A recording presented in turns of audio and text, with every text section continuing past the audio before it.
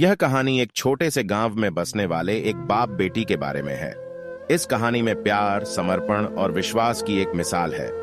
एक समय की बात है, गांव में एक गरीब बाप रहता था जिसका नाम रामचंद्र था।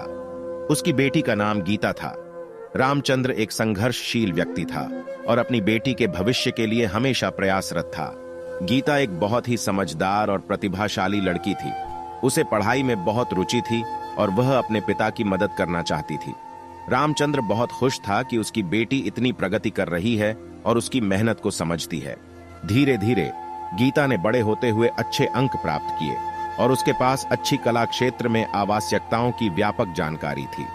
उसने एक शिक्षा ऋण के माध्यम से अपनी पढ़ाई जारी रखी और अधिक ज्ञान प्राप्त किया। एक दिन गीता को अपने विद्यालय में अद्वितीयता का अवार्ड मिला। इसके साथ ही एक स्वर्णिम मौजूदा भी था।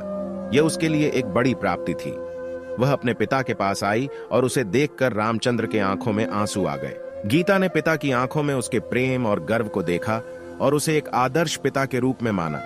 उसने अपनी सफलता को अपने पिता को समर्पित करने का निर्णय लिया। गीता ने स्वर्णिम मेडल को अपने पिता के गले में लटकाया और कहा, पिताजी, यह सब आपके बिना मुझे कभी नहीं मिलता। आपने मेरे लिए सब कुछ किया है और मुझे यह साधन प्रदान किया है ताकि मैं अपने सपनों को पूरा कर सकूं। मैं आपका आभारी हूं और आपसे अपनी जिंदगी भर के लिए प्यार करूंगी। रामचंद्र ने गीता को आलिंगन दिया और उसे धीरे धीरे आदर्शों की ओर बढ़ते देखा। वह गर्व से उसे गले लगाकर बोले, गीता, तुम मेरी सबसे बड़ी प्राप्ति हो। मेरी दुआ है कि तुम हमेशा खुश रहो और अपने सपनों को पूरा करो। इस कहानी से हमें यह सबक मिलता है कि प्यार और समर्पण के द्वारा बाप बेटी का रिश्ता कितना अनमोल होता है। रामचंद्र ने गीता को हमेशा प्रोत्साहित किया और उसे सही मार्ग दिखाया। उसने अपनी बेटी के सपनों की परवाह की और उसे पूरा करने के लिए साथ दिया।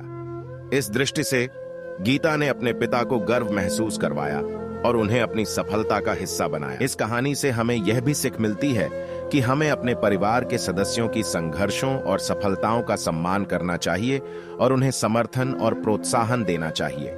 यह सच्चाई है कि परिवार ही हमारा सबसे महत्वपूर्ण संग होता है और हमें उसे सदैव मान्यता और प्रेम के साथ निभाना चाहिए। मेरा वीडियो आपको कैसा लगा प्लीज कमेंट करके बताइए। शेयर, लाइक, सब्सक्राइब जरूर करें।